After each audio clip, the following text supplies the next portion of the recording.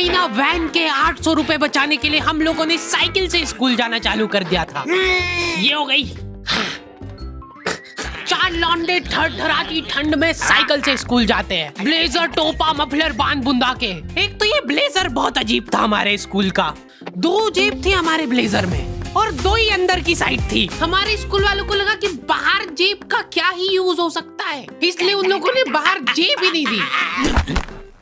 क्या करूं मैं इस जेब का? ठंडी लग रही है तो हाथ अंदर वाली जेब में ही डाल के चलना पड़ता था। कोनी से साइकिल चला के आते थे हम लोग स्कूल। सबको ऐसा लगता था कि हम लोग अपाहिज हैं। और फिर एकदम से हम लोग हाथ बाहर निकाल लेते थे।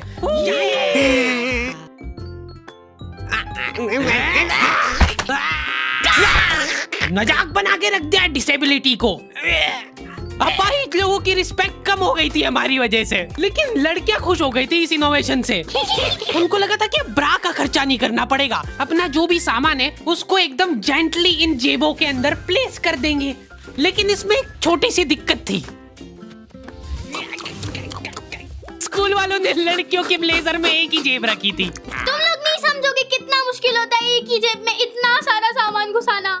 हर रोज लेट होते थे हम लोग स्कूल, क्योंकि मेरी साइकिल की चेन ढीली थी। थोड़ी सी भी स्पीड बढ़ाते थे तो वो चेन उतर जाती थी। लेकिन पापा ने मेरे को प्रॉपर ट्रेनिंग दे रखी थी चेन चढ़ाने की। एक जना ऐसे खींचेगा टायर, उतने में अपने को पानी से फटाफट कस देना है। ये हो गई टाइट। बैग में पाना पेचकस रख के लाना पड़ता था मेरे को स्कूल, कि कभी भी रास्ते में चेन उतर सकती है। इमेजिन करो एक बार कि तुम चुपचाप वैन में बैठ के जा रहे हो, बीच सड़क में 4 लौंडे साइकिल पलटा के ये फटाफट क्लास में बैठे हुए मेरे को डर बना रहता था कि कोई गलती से मेरा बैग चेक नहीं कर ले। तो आज हम लोग पढ़ेंगे टेंस। सबसे घटिया, वाहियात, नीच टॉपिक लगता था मेरे को टेंस। पास्ट, प्रेजेंट और फ्यूचर तक बात ठीक थी। प्रेजेंट कंटिन्यूअस टेंस क्या होता है? सिंपल पास्ट, पास्ट कंटिन्यूअस, मतलब वो बीत चुका है पर चल भी रहा है।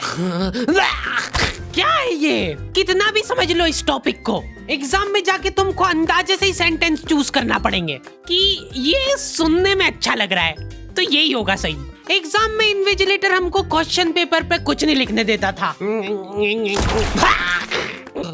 इनको ऐसा लगता था कि हम लोग क्वेश्चन पेपर पे आंसर लिख लिख के चीटिंग करेंगे।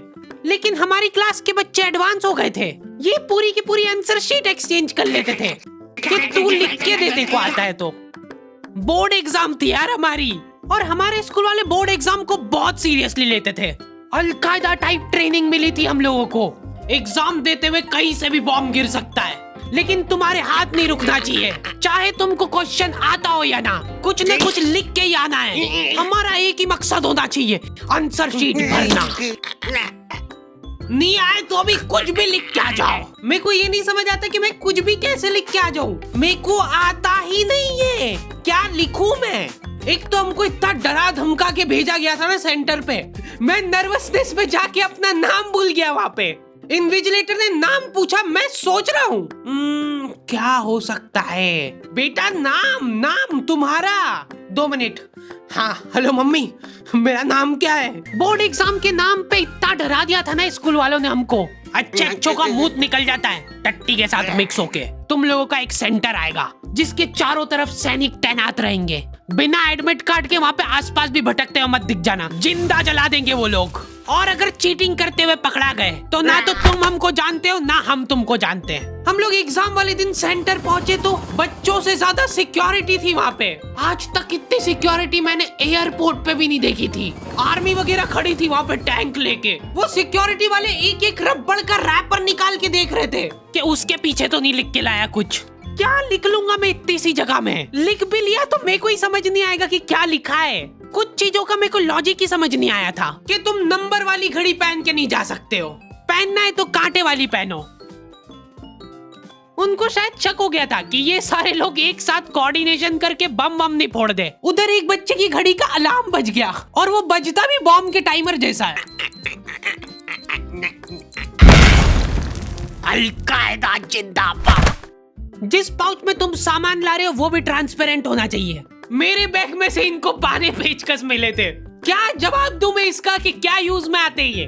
उनको वहाँ पे डेमो करके बताना पड़ा कि ये यूज में आता है ये सब आइटम।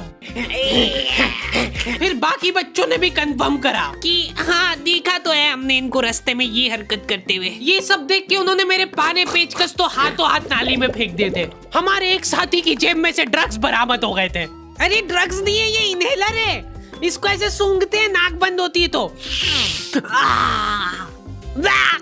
नाक खोलने के बाद भी अगर तुम इनहेलर को पूरी ताकत से सूंघते हो, आंखें दिमाग में ठंडक हो जाएगी तुम्हारे। वो बच्चे नहीं होते जो पूरा साल टाइम पास करते और एग्जाम के एक दिन पहले पढ़ के एग्जाम देने आ जाते हैं, वो बनने की मैं कोशिश ही कर पाया था। सिर्फ मैंने सोचा था आखिरी रात मेरी है, रात भर मैं पूरा सिलेबस चाट जाऊंगा, पर मैं एग्जाम के एक दिन पहले ही बीमार पड़ गया। सर्दी हो गई मेरे को, तो मैंने सोचा ठीक है अभी थोड़ा रेस्ट करते, सुबह उठ के पढ़ाई करेंगे। नाक बंद हो गई भाई, नींद ही नहीं आ रही है। फिर पापा आके मेरे को ट्रिक बताते हैं कि अगर राइट वाली नाक बंद हो रही है ना तो लेफ्ट साइड करवट करके सो जा, फिर गहरी सांस ले, तो ये जो है ना राइट वाली खुल जाएगी और लेफ्ट वाली बंद हो जाएगी। फिर लेफ्ट वाली अगर खोलना है तो राइट साइड करवट करके सो जा। पूरी रात करवटें बदलता रह गया मैं। सुबह रास्ते में जाते जाते पढ़ रहा हूँ मैं, क्योंकि बाकी बच्चे भी यही कर रहे थे।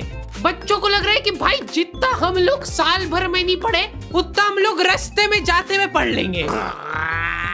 रास्ते में ऐसे कॉपियां लेके घूम रहे जैसे इनसे ज्यादा पढ़ाकू कोई हो ही ना। सुबह हम सब लोग सेंटर लेट पहुंचे क्योंकि साइकिल की चेन उतर गई थी, तो रास्ते में वो कर रहे थे। और क्वेश्चन पेपर भी लेट हो गया था उस दिन। क्वेश्चन पेपर Z+ सिक्योरिटी के साथ आता था। 10 बॉडीगार्ड लेके आते थे एक जरा सा पार्सल।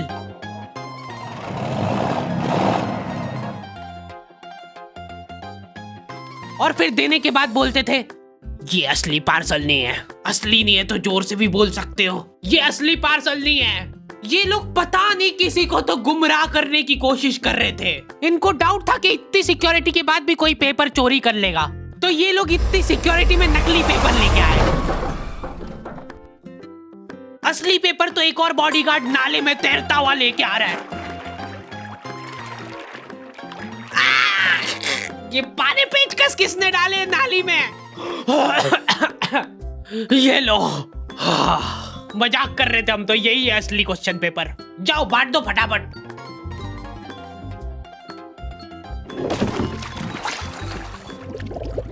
ये अपना आपस में एक दूसरे को गुमराह कर रहे थे। एक बार बस सोच के देखो कि ये सारी हरकतों के बाद भी अगर पेपर लीक हो गया, सोचो एक आदमी टेलीग्राम पे क्वेश्चन पेपर बेचने लग गया था, वो भी एग्जाम के महीने भर पहले से, तब तक क्वेश्चन पेपर बना भी नहीं था। तो अब जो आदमी हमारा क्वेश्चन पेपर सेट करने बैठा, उसने सोचा कि उसका काम इजी हो सकता है, क्यों ना थोड़ा सा स्मार्ट वर्क कर लिया जाए। उसी ने सबसे पहले वो फेक क्वेश्चन पेपर खरीदे और वैसे के वैसे चेप दिए। जिसने पेपर लीक करा था वो खुद सोच में पड़ गया कि ये कैसे हो गया। एग्जाम खत्म होने के बाद इन्विजिलेटर को बहुत मजा आता भाई कॉपियां छीनने में। एक सेकंड भी किसी को ज्यादा नहीं मिलना चाहिए। बस एक बार टाइम ओवर होने के बाद कैसे लिखा तूने? एक बच्चे ने खुद से कॉपी दे दी तो इनको डिसरिस्पेक्टफुल महसूस हो गया था। उसको वापस से कॉपी दे दी कि लिख ले थोड़ी देर और। जैसे ही लिखने लगा वापस छीन ली। ओके, तो दी एंड हो चुका है। पिछली बार मैंने तुम लोगों को 2.5 लाख लाइक का एम दिया था, जो कि तुम लोगों ने बहुत आसानी से कर दिए थे। तो इस बार एम रखते 3.5 लाख लाइक्स का। जैसे ही तुम लोग 3.5 लाख लाइक का एम कंप्लीट करोगे, अगला एपिसोड में सीधा अपलोड कर दूंगा। मिलते हैं नेक्स्ट वीडियो में।